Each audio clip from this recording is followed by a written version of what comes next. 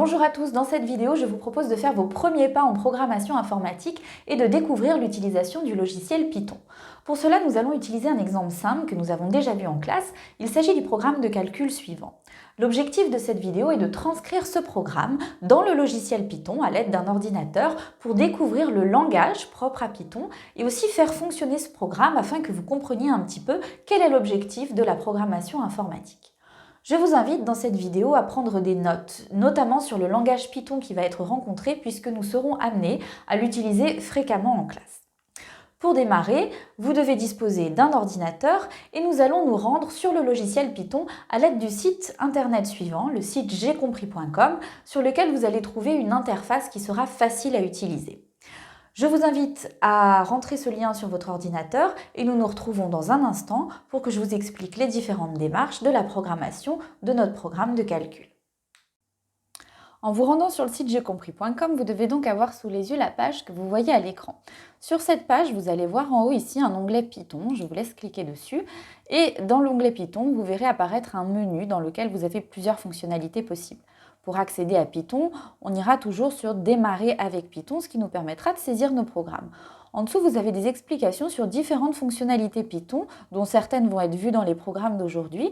Je vous laisse aller découvrir un petit peu ce qui s'y passe puisque vous avez des vidéos explicatives. Donc s'il y a un point qui n'est pas clair dans un programme Python, eh bien vous retrouverez ici les explications. Donc on va cliquer sur Démarrer avec Python et puis on se retrouve ici à l'écran avec une fenêtre blanche qui est séparée en deux. Sur la gauche ici, vous allez pouvoir saisir votre programme Python et sur la droite, on pourra le faire fonctionner. Alors dans cette vidéo, je vais la décomposer en deux parties. Dans une première partie, nous allons saisir tout simplement le programme de calcul qu'on a vu tout à l'heure et le faire fonctionner directement. Dans une deuxième partie, on introduira la notion de fonction afin que vous puissiez voir aussi l'intérêt de pouvoir programmer des fonctions avec Python. Alors quand on démarre un programme avec Python, on a souvent besoin, pour les mathématiques, d'importer des fonctionnalités. C'est-à-dire que par exemple, si vous avez besoin d'utiliser le symbole racine carrée ou le nombre pi, ce ne sont pas des choses qui sont automatiquement en place dans Python. Il va falloir importer ce qu'on appelle la bibliothèque math. Donc pour cela, toujours commencer votre programme Python, si vous allez avoir besoin de taper des choses un petit peu des propriétés ou des calculs un peu compliqués, donc par importer la bibliothèque et on note ça from math import et on met une petite étoile. Voilà, et vous validez, vous sautez une ligne pour plus d'espace. Donc là, automatiquement, Python comprend qu'il va devoir importer toutes les fonctionnalités de base des mathématiques.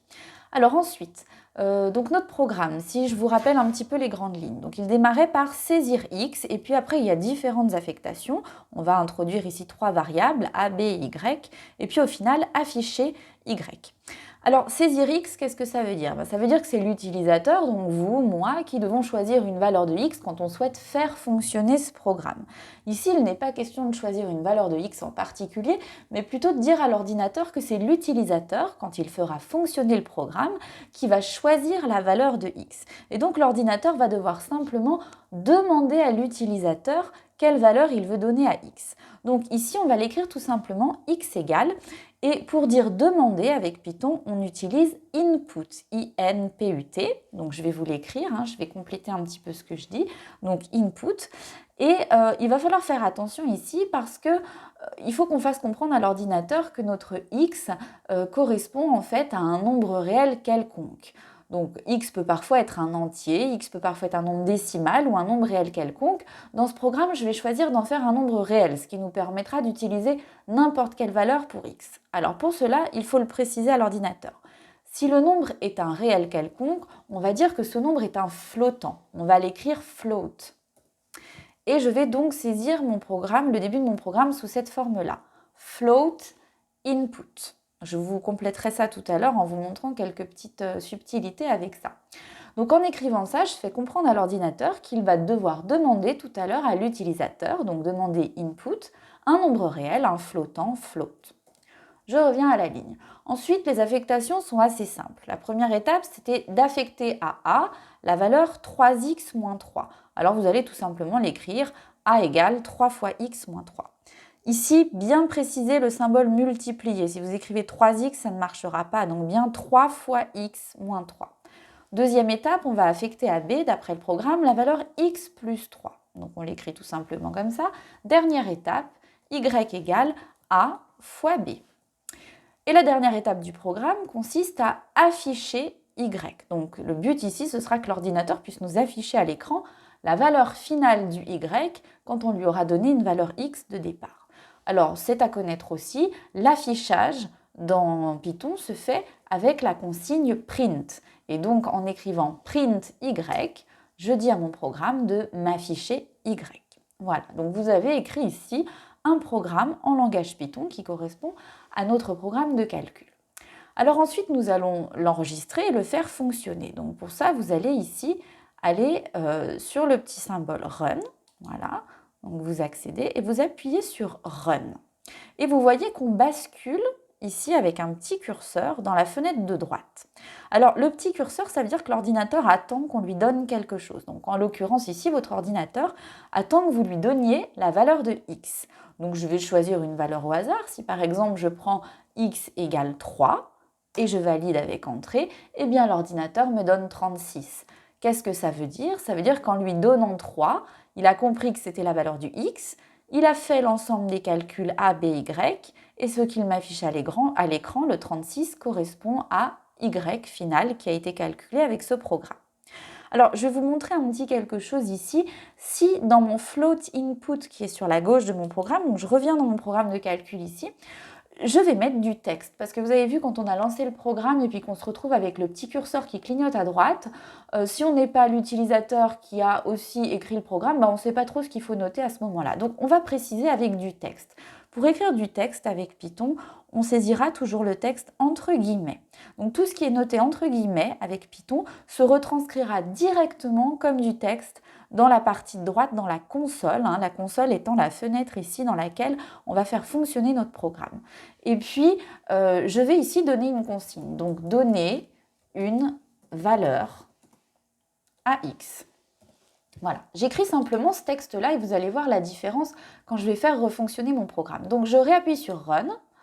Et voilà ce qui se passe. Et bien cette fois dans la console, c'est beaucoup plus clair. L'ordinateur me dit donner une valeur à X. Donc en fait en rajoutant ce texte, ça me permet un petit peu de détailler davantage mon programme ou en tout cas de le rendre plus clair. Alors le fonctionnement reste le même. Si ici, à côté du curseur qui clignote, je rentre 3, eh bien il va me calculer 36 à la fin. Et puis vous voyez, je pourrais aussi rajouter, si je veux, ici avant la fin de mon programme, rajouter du texte. Parce que imaginons que l'utilisateur utilise ce programme et obtient 36, il va dire mais à quoi correspond 36 à la fin? Donc là, je vais ajouter du texte. En mettant print, ici, je vais afficher du texte à la fin et je vais écrire la valeur de Y est de... Et vous allez voir ce qui va se passer ici. Donc, je relance mon programme. Donner une valeur à X, je donne 3. Et l'affichage, la valeur de Y est de 36. Donc vous voyez en fait, tout ce qui est texte qui s'est marqué ici en rouge à l'écran me permet d'affiner mon programme, de le rendre plus lisible pour l'utilisateur. Alors ce n'est pas nécessaire ce qui est écrit en rouge et entre guillemets, c'est vraiment, vous avez vu, le programme fonctionnait très bien sans ça. Donc voilà pour cette première étape qui consiste à utiliser un programme directement en le rentrant directement en langage Python et puis de le faire fonctionner ici dans la fenêtre de console. Dans cette deuxième partie de la vidéo, je vous propose maintenant de saisir notre programme de calcul sous forme d'une fonction. Alors l'intérêt d'introduire une fonction, c'est qu'on va lui donner un nom. On va ici tout simplement l'appeler fonction, comme ça ce sera très clair. Et cette fonction, en la créant, elle permet d'être utilisée d'après son nom à l'intérieur d'autres programmes. Donc si par exemple, parce que dans le programme de calcul qu'on a créé ici, il s'agit tout simplement d'une fonction qu'on est en train de fabriquer. Si cette fonction, j'ai besoin de la réutiliser plus tard pour des calculs d'images à l'intérieur d'un autre programme, eh bien ici vous verrez tout l'intérêt d'avoir créé ce programme de calcul sous forme d'une fonction. Alors, créer une fonction, ça commence toujours de la même façon. On note def. Def, c'est la consigne qui va dire à Python qu'on va créer une fonction. Donc, vous aurez toujours def qui doit être saisi avant de créer votre fonction. Ensuite, vous allez lui donner un nom à cette fonction. Donc ici, on va l'appeler tout simplement fonction 1, par exemple, si vous voulez. Vous pouvez l'appeler, cette fonction, vous pouvez l'appeler exemple, test, tout ce que vous voulez, d'accord? C'est vous qui choisissez le nom de votre fonction. Donc moi, je vais l'appeler fonction. Et puis, cette fonction, qu'est-ce qu'elle va faire? En fait, elle va calculer l'image du nombre x qu'on va choisir au départ à la suite d'un tas de procédés de calcul, d'étapes de calcul, pour nous renvoyer à la fin une valeur y. Donc cette fonction, elle doit prendre ce qu'on appelle des arguments. Donc entre parenthèses, je vais saisir ici les valeurs que l'utilisateur, c'est-à-dire encore une fois nous, allons devoir donner au programme. Eh bien nous, ce qu'on va devoir donner à l'ordinateur, ce sera la valeur de x. Donc finalement, définir une fonction sous cette forme, ça remplace un petit peu tout à l'heure le float input qu'on avait écrit dans le premier programme. Si vous avez par exemple deux valeurs à donner au départ, si on avait deux variables x et y dont il fallait donner les valeurs, eh bien on les écrirait toutes dans la parenthèse ici en les séparant d'une virgule. Et puis il y a un petit quelque chose de très important qu'il ne faudra surtout pas oublier ici, ce sont les deux points. Donc quand vous créez une fonction, rappelez-vous, elle commence par def, qui veut dire définir une fonction, ensuite le nom de la fonction, entre parenthèses les différents arguments de la fonction, et surtout ces deux points qui, regardez ce qui se passe quand je tape sur Entrée ici pour revenir à la ligne, crée automatiquement ce qu'on appelle une indentation, c'est-à-dire un espace qui se crée entre la marge et l'écriture de mon programme. Alors, il est fait exprès cet espace, donc surtout ne pas l'effacer. Qu'est-ce qu'il veut dire? Il veut dire qu'on va rentrer dans la fonction et qu'à partir de maintenant, tout ce qui est écrit en décalage par rapport à la marge au bord du cadre du programme va être l'ensemble des consignes qui sont à l'intérieur de la fonction. Donc maintenant, à l'intérieur de cette fonction, on va tout simplement écrire les choses qu'on a écrites tout à l'heure, c'est-à-dire a égale 3 fois x moins 3, b est égal à x plus 3, et puis pour terminer, y est égal à a fois b. Et puis tout à l'heure, rappelez-vous, après tout ça, on avait mis print pour dire afficher y. Eh bien, quand on crée une fonction, c'est un peu différent. Au lieu d'utiliser print, on utilise return. Et return, eh bien, on va dire ce qu'on veut retourner, c'est ça que ça veut dire. On veut retourner la valeur de y, c'est-à-dire renvoyer le y. Et je valide. Et là, vous allez voir la différence avec tout à l'heure. Donc, je vais à nouveau lancer mon programme, j'appuie sur Run et je regarde à droite ici et puis il n'y a rien qui se passe. J'ai pas de petit curseur, j'ai rien du tout. Alors, c'est tout simplement parce que le programme qu'on vient de créer, c'est finalement pas tout à fait un programme, c'est une fonction qu'on a créée dans Python. Et tant que cette fonction, on ne l'appelle pas, tant qu'on ne l'utilise pas, Python va la garder en mémoire et ne va rien en faire. Donc, en plus d'avoir appuyé sur Run pour lancer votre programme, eh bien, vous allez ici vous rendre sur console, ce qui va nous permettre de basculer, vous voyez, directement à droite de l'écran. Alors, Python me réécrit ma fonction sous la forme que je l'ai écrite et vient mettre un petit curseur ici. Eh bien, c'est là que nous allons saisir ce qu'on veut. Alors, tout à l'heure, rappelez-vous, j'ai simplement rentré, j'avais pris comme exemple x égale 3, j'avais simplement écrit 3. Regardez ce qui se passe si je fais ça ici. J'appuie 3, l'ordinateur me renvoie 3. Parce que pour lui, 3, eh bien, c'est un nombre et puis qu'il n'a rien à en faire. Il ne sait pas utiliser ce nombre 3 pour faire fonctionner la fonction qui est ici. Parce qu'avec une fonction, ça ne marche pas tout à fait comme ça. Donc, je relance ma console et je vous montre comment fonctionner. Maintenant que votre fonction a un nom, eh bien, quand vous voulez l'utiliser, vous allez devoir utiliser son nom. C'est-à-dire que si votre fonction, ici moi je l'ai appelée fonction, si elle s'appelle test, vous tapez test, si elle s'appelle exemple, vous écrivez exemple, et surtout entre parenthèses, vous allez mettre ce que vous voulez faire. Donc ici, moi je veux calculer fonction 3, c'est-à-dire finalement l'image de 3 par cette fonction. C'est comme quand vous calculez f de 3 quand vous faites un calcul d'image. Et regardez ce qui se passe quand je tape fonction 3, eh bien ici, l'ordinateur me renvoie 36. Et l'intérêt, c'est que maintenant, je peux faire fonction 2 ou fonction 0,5 par exemple, si je veux prendre un nombre à virgule. Et puis, vous avez ici l'utilisation de la fonction en pouvant calculer toutes les images que vous souhaitez.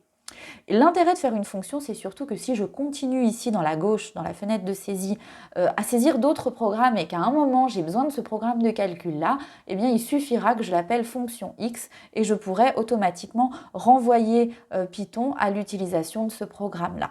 Donc on verra plus tard dans l'année l'imbrication des fonctions les unes dans les autres et l'utilisation des fonctions. Mais vous avez aujourd'hui ici deux modèles pour taper un programme de calcul simple.